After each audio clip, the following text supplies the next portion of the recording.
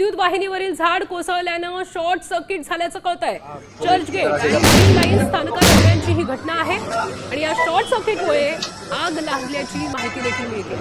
त्याची एक्सक्लुझिव्ह दृश्य आपण साक्षीवर बघतोय।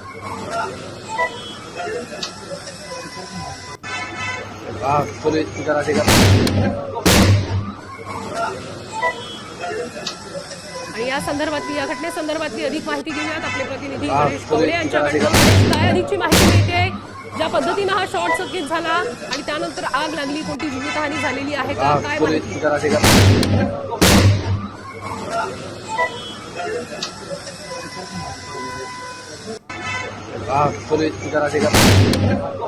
गणेश, माझा आवाज पोहोचतोय तुमच्यापर्यंत?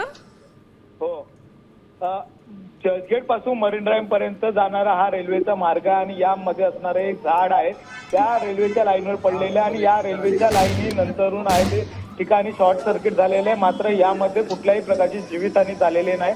आगीवर देखील नियंत्रण मिळवण्यासाठी या ठिकाणी अग्निशमन दलाचे जवान पोहोचलेले आहेत। नक्कीच आपण बघतोय। धन्यवाद गणेश, तुम्ही दिलेल्या सविस्तर माहितीसाठी। तर विद्युत लाईनवर झाड कोसळल्याने आपल्याला बघायला मिळतं। ही शॉर्ट सर्किट झाल्याची दृश्य आपण एक्सक्लुझिव्ह साऊंड टीव्हीवर बघतोय की कशा पद्धतीने